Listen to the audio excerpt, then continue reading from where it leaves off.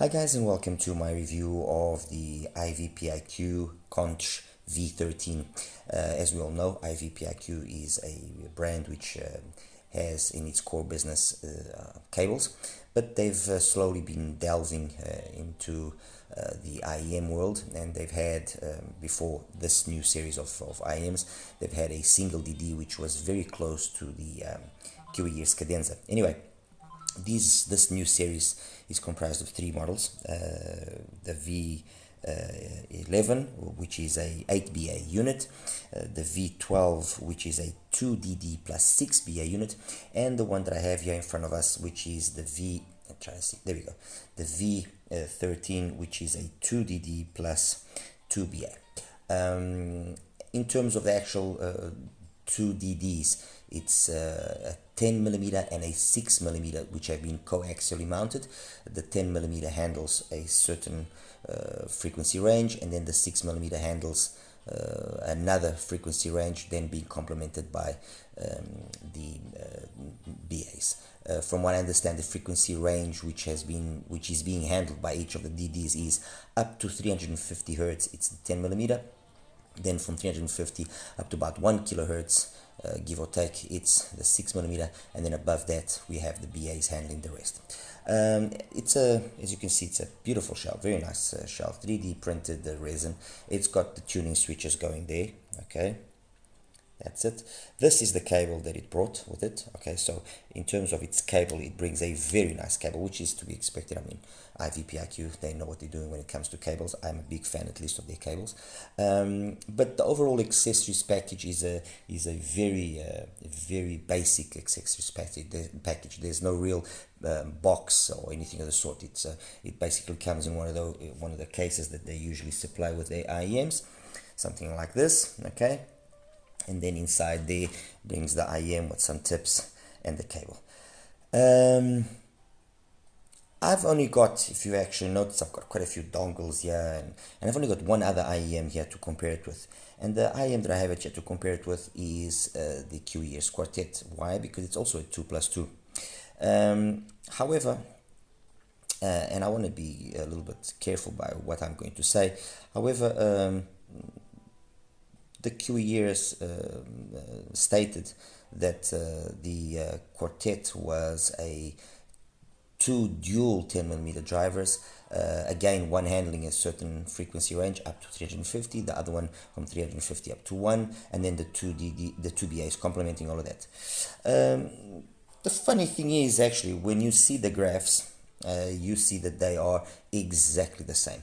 I even went to the trouble of trying one side, the Quartet, the other side, the Conch V13, and what I can tell you is they are the same IEM.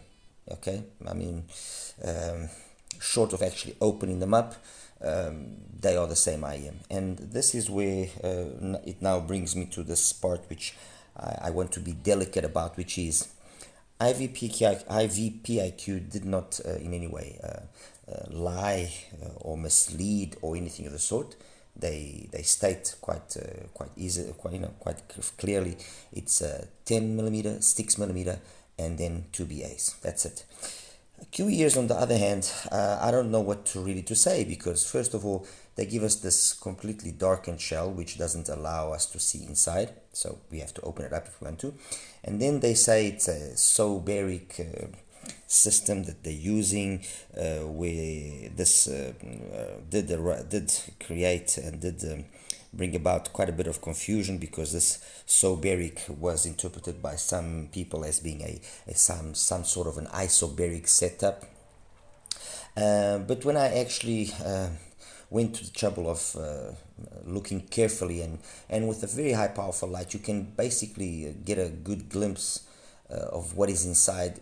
I didn't see two drivers stacked inside in a system like, for example, let's say the Blessing 3, which has two drivers opposing each other, or like the system used in the audio Aurora, or like the Shanling as well. They also have an IM which shares the same system. What I did see was a single unit of a DD.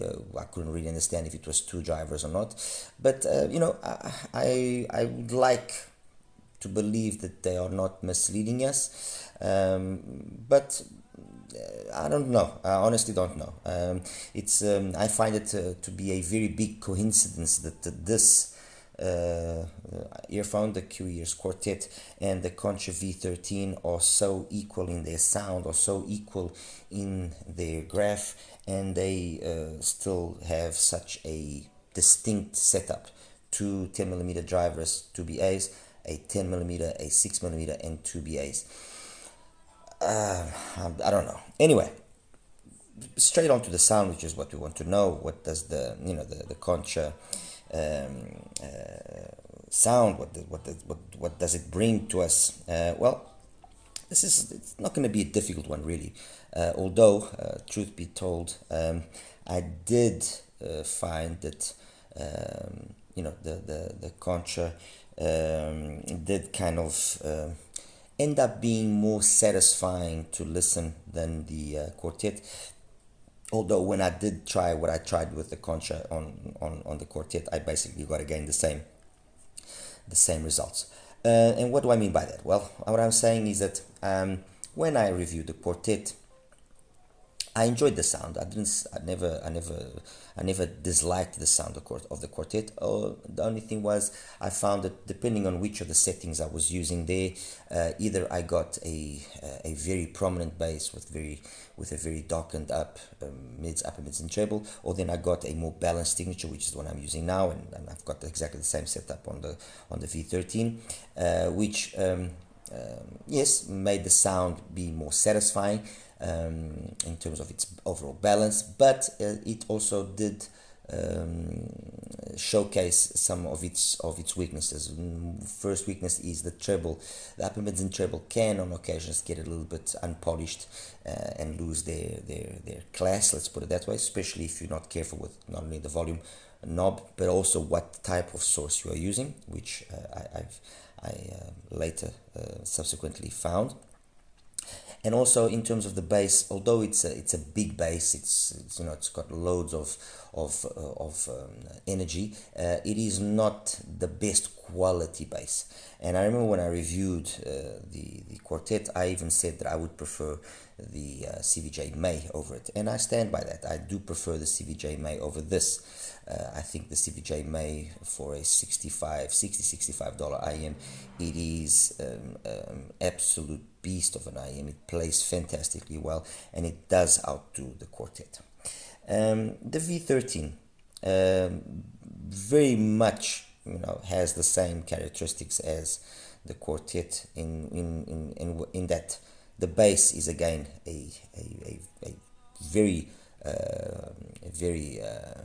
ample bass in terms of its energy, in terms of its overall level, but it can get a little bit woolly, like it did get on the Quartet on occasions. And after playing around with certain dongles and so on, I found out that if I use a dongle or a source which has got a warmer signature, so if I use something like, let's say, the Cayenne RU7, or if I use the Panon fan, which uses the 43131 Cyrus Logic chip, or if I use the 43198 in the Shio, okay, or even the 4493 AKM in the UA3, these units with their warmer sound do help in bringing out a little bit better quality of bass in both the V13 and in the Quartet. The bass becomes a little bit more tighter, a little bit more snappier, and just overall, it's a more pleasant to listen bass. Also, the mids up and especially the upper mids and the treble also tighten up slightly by not becoming as splashy as is the case with the Quartet, and also to a certain extent with the V13 when you're listening to, for example, something like the TP30, which uses the 9030, the ESS 9038 Q2M, or the iBus of the DC6, which uses the 92A19.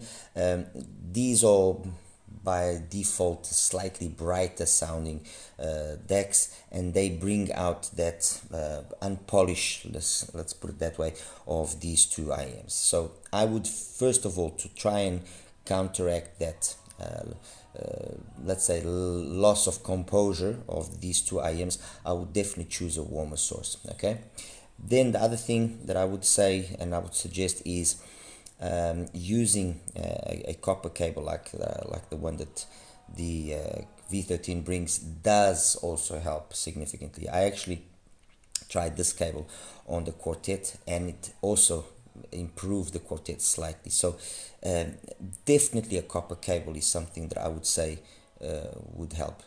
A good quality copper cable, obviously, but I'm not saying for you to go out and spend $200 on a copper cable, but a copper cable of decent quality, I definitely would say does bring a little bit extra. It's not that the difference is a huge difference, but it just seems to just clean up the upper mids and treble somehow. All right, in terms of the tip, be it the Panon tips like I've got over here, which I like using quite a bit, or be it the KiwiEars 7, the results are basically the same. There's really nothing in it. So the tips in these particular IEMs, although important as they are, and probably the most important item that will change quite radically sometimes the sound of an IEM. In this particular case, the tips, either one of these ones worked very well. So I wouldn't really say this is better, that is worse. No, I would say they basically are the same. I did try also the Clarion tips, and the Clarion tips, they made matters worse for either case of them. They made it a little bit more splashy. Basically, what I'm trying to say is that the Quartet was and is a nice IEM. It has got a nice sound. However, its fault is that it's got a splashy upper mids and treble when you start cranking the volume, and if the source doesn't help, you will notice it. The bass being woolly, I can live with that. I mean, this is not an IEM that I would use for monitoring. This is an IEM that I would use for fun listening. That's it. And basically the same applies here to the V13. This is an IEM that if you want to listen to some good EDM, and if you want to listen to something which is fun, this will be fantastic. It's not an IEM that I'm going to use now particularly to make a recording or be the ultimate in perfection. No, this is not the IEM that I would use. Technicalities, they obviously will be affected by whichever setting switches the switch settings that you have. But in the current switch, the current setting that I have, which is 0-1 setting, which kind of maintains the bass the same and just emphasizes slightly the mids, upper mids and treble. Soundstage is decently wide, not the tallest, not the deepest, but decently wide. Imaging is acceptable, not bad. I mean, it's not a fantastic pinpoint imaging, but it's pretty decent. The imaging is not bad. Detailed retrieval as well, again, pretty decent. Especially considering the price, pretty decent. Timbre and tonality, fine, and only when you really crank it up does it kind of become a little bit on the harsher side. All right, otherwise, in terms of its technicalities, I would say it's fine. There's really nothing here that I would consider to be a major deal breaker. And that's it basically, guys. I mean, it's the V13 is a solid IEM. If it's based on the KiwiEars or it comes from the same factory, I'm not going to say yes, but it looks like it. It looks like it comes from the exact same factory that makes the KiwiEars Quartet. They make as well the iVIPQ Conch V13. That's nothing wrong there. The only thing here that I question and that I will give credit to iVIPQ, and I think just based on that alone, if I was to choose one IEM, if I was going to buy one IEM and choose one IEM, I would straight away just buy the V13 because of them being more clean in what exactly is going on here. We know it's 2 DDs, a 10 and a 6 millimeter, 2 BAs, period, end of story. Over here, supposedly we have 2 DDs of 10 millimeters and 2 BAs, but when you listen to these two IEMs and you graph them, the similarities are such that honestly it's hard to believe that you could have this kind of a coincidence. All right, anyway guys, I'll show you now the graphs and we'll wrap it up. Hi guys, and welcome now to the graph section for the iVIPQ Conch V13. Excuse me. This is the graph in the 1-1 position of the switches. Okay, and this is the graph in the, let me just line it here slightly. There we go. It's alright. Yeah, there we go. 1 kilohertz. Sorry about that. Let me just align it here. There we go. And that's in the 0-1 position, where we get a little bit of a boost here in the upper mids and treble, which basically just balances out everything, in my opinion, slightly better. It can kind of helps camouflage as well a little bit this bleed that we have here in the lower mids. Anyway, compared to, and I'm just going to take away one of the graphs of the iVIPQ. I'm just going to leave the one with the 1-1 switch, compared with the KiwiEars Quartet, and this is the graph of the Quartet. And I mean, if you told me that the one was the left and the right channel, this is more than acceptable channel imbalance. I mean, this here was just because of the measurement, it just shook a little bit, but that's more than acceptable channel imbalance. I would say it's the same IM. If I now go to the KiwiEars in the 0-1 position, okay, that's the 0-1 position, okay, and that's the iVIPQ in the 0-1 position. Again, the similarity is very, very great. I mean, it's just very difficult to accept that these are two distinct IEMs. If they are, great, fantastic, but I find it very difficult to believe that there are two different IEMs, because they look, even physically, the overall shape and the size of the shell, everything is very, very, very same, very much the same. And that's it. Like I said, sonically, the 0-1 position, which is the one that I've got here now, is the one that I think just overall makes things sound more satisfying. This bloat here of the bass, which is detrimental to one extent, does help to a certain extent, does help to a certain level, counteract a little bit the lack of polish at higher volumes that we find here in the upper mids and the treble. But the mids themselves, they actually are pretty nice. It's got a nice progressive pin gain, nothing too, although it starts a little bit earlier than usual, but it's fine. And there's a good amount of extension as well past 10k. The little peak you see here is very much a peak, a coupler related peak. That's it. I mean, it's a solid IM. It's basically a quartet. My suggestion is just be careful, or choose wisely the source that you're going to use, and definitely use the copper cable that it brings with it, because that definitely makes a difference. All right, I'll just show you again the same 0-1 setting in the Quartet so you can have a look. And I mean, this is like just over a dB difference there. That's just a dB difference there. Honestly, like I said, I put left and right on my ears, and then I put right and left, and I couldn't tell them apart. I just could not tell them apart. All right, as always guys, like and subscribe. If you have any questions you want to do, please just pop them in, ask them, and I'll do my best to answer as quickly as possible. You take care now. Bye bye.